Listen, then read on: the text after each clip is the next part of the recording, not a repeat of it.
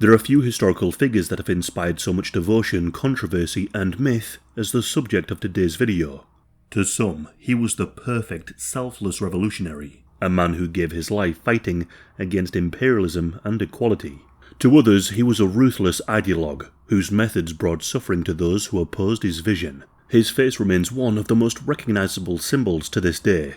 In today's video, we will look at the life, actions, and death of that aura-farming guy on those t-shirts, Che Guevara. Ernesto Guevara was born on the 14th of June 1928.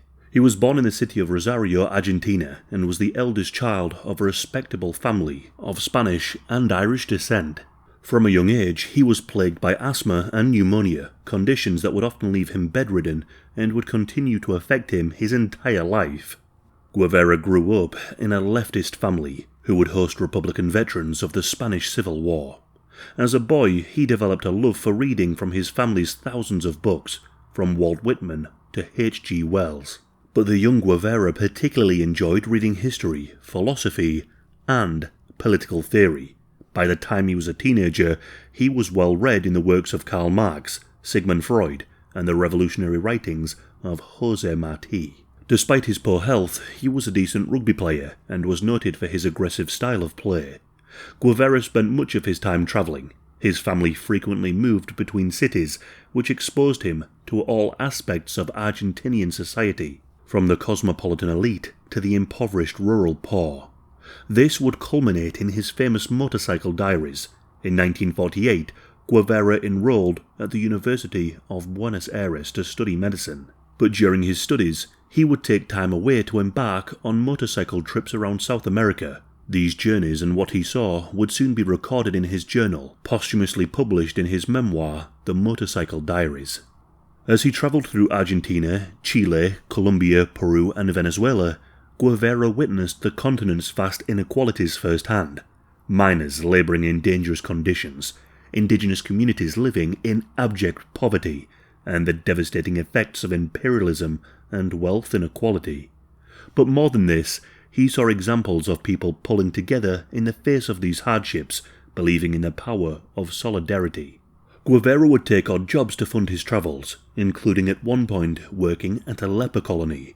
These people with leprosy confirmed to Guevara that those with nothing could come together and form the strongest of bonds in the face of great adversity. Guevara returned to Argentina and completed his medical degree in 1953. However, he soon had a change of heart. He began to believe that curing people on an individual basis would not address the root causes. He now believed that his calling in life was to deal with the societal systems of capitalism and exploitation.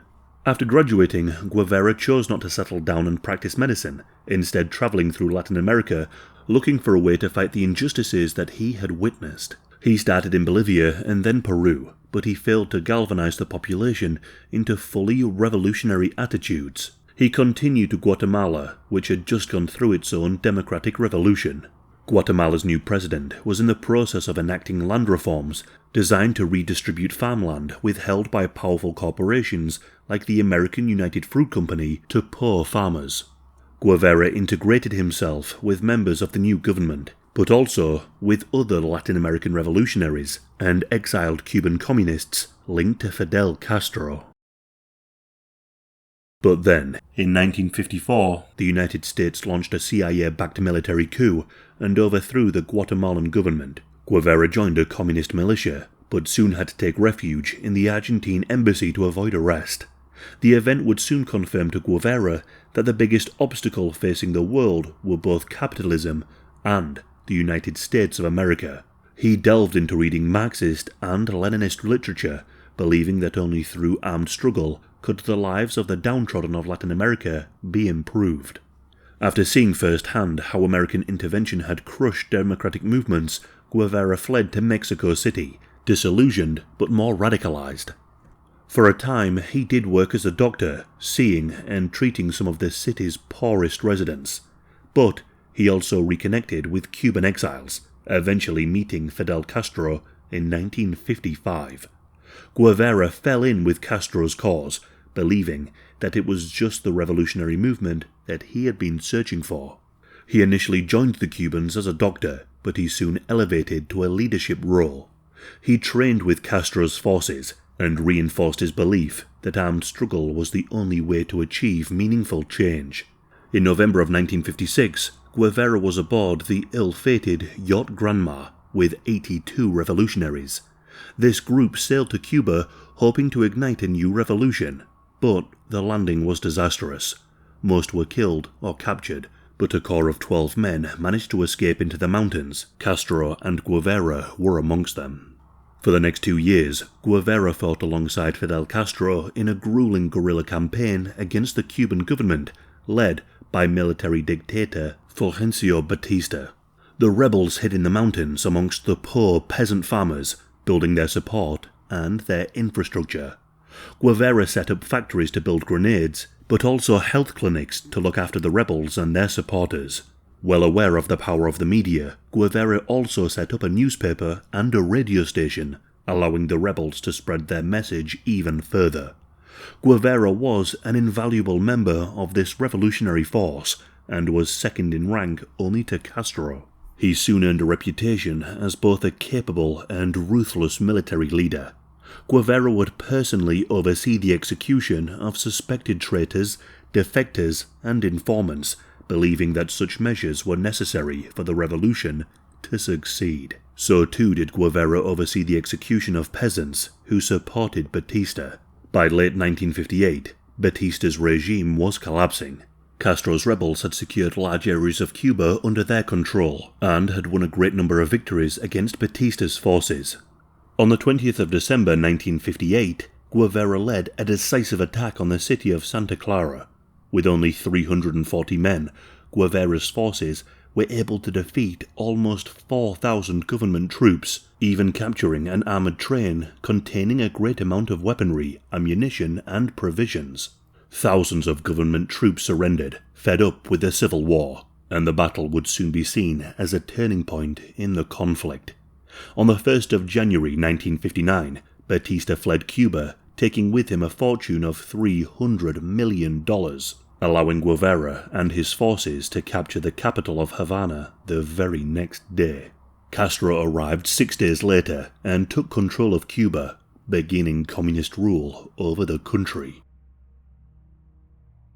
Guevara's first role in this new regime was at La Cabana, an 18th century fortress turned prison where he presided over revolutionary tribunals of war criminals.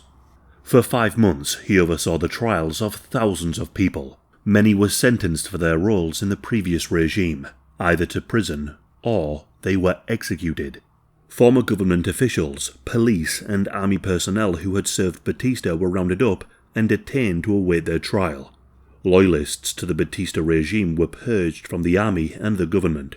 During this time, Guevara oversaw the execution of 176 people, taking part in the firing squads or carrying out the executions personally. In this new revolutionary government, Guevara continued being one of Castro's most trusted figures.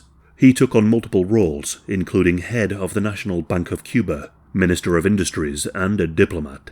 Being one of the few well-educated members of the new government, Guevara threw himself into transitioning Cuba into a socialist state. His experiences as a guerrilla fighter, setting up clinics, factories and schools, would prove to be insufficient. He sought to centralize the economy, with people running the industries beholden to centralized government planners. Bureaucratic bottlenecks and a lack of incentive for efficiency and good performance meant output and quality dropped. Soon, Cuba was in economic decline when the United States of America barred trade to the country in 1961. Guevara's industrial reforms and collectivized farms yielded little, and the country resorted to rationing food. All of this led to Guevara playing a leading role in forging closer ties with the Soviet Union, securing economic and military support. In the end, the Cuban economy became dependent on the Soviet Union, trading its main crop of sugar for oil and manufactured goods. This relationship would culminate in the plan to bring Soviet nuclear missiles to Cuba, in what would become known as the Cuban Missile Crisis.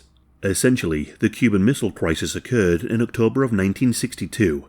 It was a tense 13-day standoff between the United States and the Soviet Union, This was triggered when the US discovered Soviet nuclear missiles being placed in Cuba, just 90 miles from its coast. The crisis ended peacefully, and the Soviets agreed to remove the missiles from Cuba, and the US secretly agreed to remove some missiles it had in Turkey, and also promised not to invade Cuba. Ultimately, nuclear war was averted, and the missiles were never handed over to the Cubans. However, Guevara ranted to British journalist Sam Russell that it was a great shame the missiles had not arrived, and that they would have certainly fired them off. Guevara's hardline Marxist views would end up clashing with the more pragmatic policies of Castro. Despite the economic issues his policies had caused, he continued to advocate for rapid industrialization and strict central planning, often at the expense of Cuba's fragile economy. Guevara still took time to embark on worldwide tours, speaking his revolutionary message. He would take part in interviews with international journalists, and deliver speeches to those he thought would engage in anti-capitalist revolution. He spoke of starting multiple Vietnam Wars, conflicts that would weaken American and Western imperialism, and also encourage popular, violent revolt. He visited the People's Republic of China, North Korea, Algeria, Ghana, Guinea, Mali, and Tanzania. By the mid-1960s, Guevara grew restless in Cuba. He believed Cuba's revolution was only the beginning. To truly defeat imperialism, he believed that similar uprisings needed to ignite across Latin America, Africa, and Asia. He decried both the US and the Soviet Union as imperialists, using developing countries as pawns in the Cold War, regardless of human cost. But then in 1965, following a speech in Algeria, he mysteriously disappeared from public life. Castro later revealed that Guevara had left Cuba to spread a revolution abroad. His first stop was the Congo, where he led an Afro-Cuban force in supporting leftist rebels fighting against the Western-backed government. Guevara believed that if the African continent could be encouraged into armed revolution, Western imperialism would be finally toppled. He stayed there for 7 months, but was hampered by the CIA, who were well aware of his actions and keen to prevent any armed revolutions he might inspire. Eventually, Guevara's efforts were defeated, and he was forced to move on to another target. In 1966, Guevara would move on to Bolivia, his last attempt to ignite a revolution. For 11 months, he tried in vain to gain popular support. Guevara and his small group of Cuban rebels were distrusted by the Bolivians, and he never gained popular support. Even the Bolivian Communist Party didn't want to associate or support him. They were more aligned with the Soviet Union than to Cuba. And before too long, everything began to fall apart. Guevara's forces were split into different groups, but they were each hunted down, one by CIA-trained Bolivian government forces. In his diary, Guevara would write down how he knew he had little chance of surviving Bolivia. His asthma had become chronic, and his notoriety painted a very large target on his head. He wrote that he would either succeed or he would die. On the 8th of October 1967, Guevara's band of rebels were ambushed near the village of La Higuera. An informant had divulged the location of Guevara's camp, and a force of 200 soldiers were dispatched. Newly trained Bolivian rangers ambushed the group with mortar and machine gun fire. Surrounded, Guevara attempted to flee, but he suffered a wound to his calf. While attempting to escape, he walked straight into an enemy command post, and he was swiftly captured. On his surrender, he reportedly told the soldiers, "I am Che Guevara. I am worth more to you alive than dead." During the firefight, 9 Bolivian soldiers and 11 of Guevara's rebels were killed. Guevara and some of the dead rebels were taken to and held in a school. The next morning, the Bolivian soldiers received orders from the president that Guevara was to be executed. There was to be no trial where he could preach his revolutionary rhetoric. However, this was reportedly counter to American plans to interrogate him further. The following day, on the 9th of October 1967, Guevara was briefly interrogated as to the whereabouts of his remaining rebels. With no information revealed, the plan to carry out his execution began, but not before his captors took a few photographs. The plan was to execute him in a manner that would appear as if he died in the firefight. Sergeant Mario Terán was selected to carry out the killing. Guevara reportedly faced his death with calm defiance. Witnesses later claimed that his last words were, "I know you've come to kill me. "Shoot, coward, you were only going to kill a man." Turan fired multiple shots, first hitting his arms and legs. As Guevara wreathed on the ground, Turan fired again, executing the revolutionary. In all, he suffered 9 bullet wounds all over his body. Guevara's body was then displayed publicly in a nearby town. To prevent his grave from becoming a shrine, the Bolivian military secretly buried his remains in an unmarked location. They would not be discovered until 1997, when his bones were exhumed and returned to Cuba for a state funeral. The death of Che Guevara sent shockwaves around the world. For revolutionaries and leftist movements, he became a martyr and a symbol of resistance against imperialism.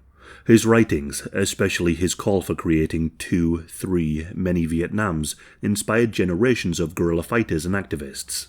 His famous photograph, taken by Alberto Corder, would become one of the most reproduced images in history, plastering many student walls and t-shirts. It transformed Che into a global pop culture icon and a commodity, often separated from his violent life and his ideology. However, Che Guevara's legacy remains deeply contested, from his role in overseeing executions during the Cuban Revolution to his unwavering belief in violent revolution. Guevara was all for political violence. His story is one of profound contradictions.